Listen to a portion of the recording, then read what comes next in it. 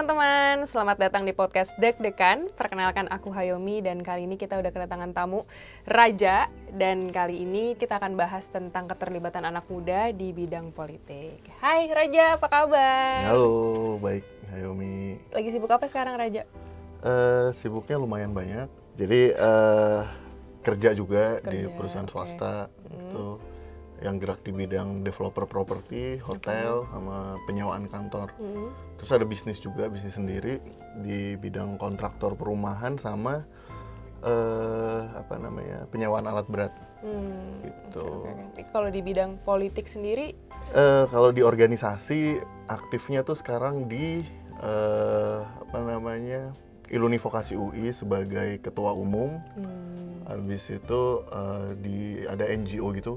Kita anak-anak pariwisata UI bikin namanya Indonesia Tourism Watch. Itu aku sebagai sekjen. Terus habis itu tahun ini juga kemarin baru gabung HIPMI juga tuh, HIPMI Jaya. Terus yang lagi intens banget sih ini aku jadi koordinator relawan Ganjar UI. Ganjar UI? Iya. Oh, maksudnya Ganjar di sini anak-anak UI? Jadi organ relawan pendukung Capres Pak Ganjar Pranowo, namanya Ganjar UI. Itu singkatan dari Gerakan Anak Muda Juara untuk Indonesia. Oh, bukan Universitas Indonesia berarti ya? Bukan. Oh, oke. Tapi isinya alumni UI sih, alumni muda UI. Itu kalau boleh dijelasin apa sih itu tadi Ganjar UI itu? Ganjar UI itu sih sebenarnya lebih ke wadah gitu, yang mewadahi anak-anak muda UI untuk mau menentukan sikap politik gitu. Lebih dari itu dia juga mau kontribusi gitu. Misalnya dia suka Pak Ganjar Pranowo, dia mau menunjukkan keberpihakan politik dan mau kontribusi buat memilih capres ini yang terbaik buat Indonesia ini gitu. Wadah untuk bisa berekspresi mendukung Pak Ganjar gitu ya. Betul. Oke. Nah, Raja, jadi gimana sih nih rasanya jadi anak muda yang emang hype di bidang politik gitu? Terus cerita-ceritalah dikit, gimana sih awalnya bisa tertarik sama politik dan mendalami politik? Ya emang dari dulu emang suka politik sih. Dari dulu emang suka politik, aktif di politik kampus juga, dulu sempat jadi ketua BEM di Vokasi UI. Di mana-mana jabatannya tinggi ya, dari sekjen, ketua, ambis nih. Ya karena itu sih hobinya berorganisasi gitu. Cuma kadang orang ngeliatnya hobinya politik jadinya. Oke. Gitu. Nah, ini kamu sebagai anak muda, pandangan kamu sendiri, anak-anak muda sekarang tuh keterlibatannya dalam berpolitik tuh gimana sih? Sebenarnya sih mereka tuh tertarik loh sama politik. Kalau kita lihat tuh di media sosial tuh kan aktif tuh, misalnya ada konten-konten politik mereka aktif tuh. Banyak suka komen-komen apa iya sih benar-benar. Iya, cuma aku pernah baca survei dari CSIS itu tahun lalu, keterlibatan kemauan anak muda buat maju kepala daerah atau legislatif itu cuma sekitar 14% lah. Terus kemauan anak muda buat masuk politik itu cuma 1% kalau nggak salah. Jadi mereka aktif tapi mereka nggak mau kontribusi langsung gitu ke politik itu sendiri. Nah, Raja, menurut kamu nih kalau bedanya keterlibatan politik zaman dulu sama sekarang gimana sih? Maksudnya kan kalau dulu lebih aktif ya anak-anak mudanya ya? Kalau dulu itu sebenarnya sama aja sih ya. Sebenarnya kayak yang tadi aku bilang, ketertarikannya itu sama tingginya gitu. Cuma kalau dulu itu kan ekspresif tuh. Mereka mau turun ke jalan, mau datang langsung ke DPR, ke istana. Itu kalau dulu berani tuh turun langsung. Kalau sekarang biasanya di sosmed, medianya beda. Raja, apa sih sebenarnya keuntungan anak muda melek politik yang udah kamu rasain deh sebagai anak muda yang udah melek politik? Ya, jadi kalau kayak aku bilang, jadi berorganisasi sama berpolitik tuh emang tipis-tipis ya. Nah, keuntungannya berorganisasi sendiri itu banyak sih sebenarnya. Contoh misalnya kayak idola saya ya, Pak Ganjar.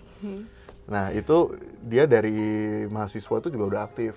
Aktif, kalau nggak salah dulu organisasi pertama itu GMNI ya. Dan dia juga hobi demo deh kayaknya Pak Ganjar tuh. Jadi maksudnya bukan konotasi negatif ya, tapi dia aktif untuk menyuarakan suaranya dan suara rakyat lah gitu kan. Dan keuntungannya banyak, buktinya ya dia sekarang bisa jadi capres gitu kan, juga karena pengalaman organisasi dan politik dia dari zaman muda kan. Dari muda GMNI terus lanjut ke parpol gitu ya, terus sekarang capres deh gitu ya. Iya, gubernur sampai jadi capres gitu kan. Tapi bener nggak sih Raja, anak sekarang tuh cenderung apolitis gitu? Bisa dibilang bener sih. Gitu ya. Jadi mereka tuh mungkin kayak banyak yang kecewa mungkin sama keadaan politik sekarang, kondisi sekarang, dan nggak tahu, mungkin nggak tahu mau milih siapa lagi gitu, kayak apalagi sih sekarang nih yang bisa juga. Jadi dia ngerasa kayak menurut gue sama aja gitu kan, padahal menurut aku sih itu salah banget sih. Dan ini golput ya, sekarang fenomena golput mungkin dari dulu udah ada, cuma kan sekarang kayaknya anak sekarang tuh bangga gitu loh, kalau aku sih golput aja, kalau gue golput aja deh. Gimana tuh munculnya fenomena itu menurut pandangan kamu sendiri gimana, Raja? Sebenarnya golput itu udah dari lama gitu kan. Nah takutnya nih, kalau dari diskusi kita tadi itu kan, takutnya kedepannya juga banyak nih golputnya. Nah itu jangan sampai lah ya, karena golput itu salah besar gitu. Karena golput apolitis itu bikin negara kita tuh jadi lambat berkembangnya, terus nggak demokratis gitu. Bahkan takutnya ada praktek-praktek yang salah gitu, misalnya hak golput nggak milih terus suaranya dipakai. Dan kemungkinan besar kemungkinan ada resiko untuk negara kita, kehidupan kita itu dipegang sama orang-orang yang salah. Beberapa tahun lalu sih kalau aku tuh sempat agak-agak apatis juga, sampai nemu ada satu penulis Jerman, belakangnya Brecht, siapa Brecht gitu, itu dia itu pernah ada satu quotes kena banget sampai akhirnya kayaknya nggak boleh apatis lagi. Dia bilang kalau orang yang paling the worst kind of illiterate people adalah yang politically illiterate, karena semua harga beras, harga obat, semuanya itu tergantung keputusan politik gitu kan. Tergantung decisionnya dari politik itu. Dengan ignoran kita akan politik, nantinya tuh jadinya munculnya koruptor, munculnya prostitution, tuh semua dari situ gitu, dari pemilihan orang yang salah itu. Kalau kita golput ya dari situ semua tuh, kesalahan-kesalahan. Dan hancur satu negara adalah kalau rakyatnya apatis. Bener banget itu sih. Langsung kena banget, ya nggak boleh deh. Jadi sebahaya itu sih yang golput itu. Iya. Nah, kalau dari kamu sendiri nih, Raja, kan pasti ada lah ya ngobrol-ngobrol sama teman-teman pas lagi nongkrong gitu. Ada aja kan pasti yang bangga, bahkan kayak golput aja lah, dan nanggepin mereka atau kayak let's say ngedukasi lah, itu gimana kalau dari Raja sendiri? Ada sih, banyak banget, masih banyak yang apolitis, golput gitu kan. Ya biasanya sih aku ngingetinnya dari kehidupan pribadi dia nih. Coba nih lo bayangin kalau misalnya lo golput dan kita salah pilih, negara ini jatuh ke tangan yang salah, kerjaan lu gimana bro gitu kan. Jadi kamu ngingetinnya gitu ya. Iya, karena sebahaya itu gitu kan. Kebijakan semua bisa berubah. Terus ekonomi bisa jadi nggak stabil. Main kita udah COVID, masa kita sekarang mesti salah pilih dan berbahaya lagi gitu kan. Dan kalau aku ngingetin teman-teman aku yang apatis kayak gini, kalau lo nggak milih, lo nggak berhak protes ya. Kalau ada apa-apa, karena lo kemarin nggak milih, nggak berhak protes, udah gak usah protes. Ya nggak, jadi kan mereka kayak iya juga ya, kalau nggak milih nggak berhak protes ya kan. Betul, minimal milih lah. Minimal milih, jangan sampai golput. Betul. Nih menurut kamu nih Raja, dampak dari keterlibatan anak muda dalam dunia politik tuh gimana? Oke, dampak atau efeknya gitu ya. Kalau di Indonesia sih sekarang itu anak muda, millennials dan Z itu jumlahnya 52%. Gede banget tuh, lebih dari setengah. Nah kalau misalnya anak mudanya tuh aktif banget di politik dan mau turun, mau terlibat, itu pasti efeknya bagus banget. Karena sistem demokrasi kita berjalan dengan baik, udah gitu dan otomatis semuanya juga jadi bagus gitu. Kayak yang tadi kamu bilang, ekonominya, kesehatan. Dan bidang-bidang lainnya semuanya juga jadi bagus gitu. Raja, hari ini obrolannya seru banget, insightful banget. Kalau misalkan boleh diulang lagi nih kesimpulannya atau pesan-pesan buat teman-teman podcast deg-degan apa? Ya buat buat teman-teman muda lah ya. Ya menurut aku sih jangan sampai pesan-pesannya salah pilih gitu.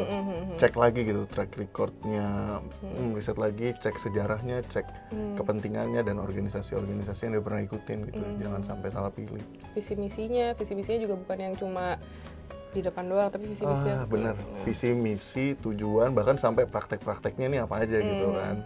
Jangan males untuk berpolitik, untuk belajar dari organisasi. Jangan takut untuk menunjukkan keberpihakan politik, bahkan turun dan terlibat aktif di politik, karena dampaknya pasti bagus banget buat diri kalian masing-masing dan buat negara kita Indonesia yang lebih maju. Oke, buat Indonesia yang lebih maju. Thank you so much ya Raja, hari ini obrolannya seru banget, seneng banget bisa ngobrol sama kamu akhirnya. Sama-sama. Dan buat teman-teman deg-degan, semoga obrolan tadi bermanfaat. Jangan lupa nonton episode-episode selanjutnya yang pastinya gak kalah seru. Aku Hayomi, pamit diri dulu. Bye-bye.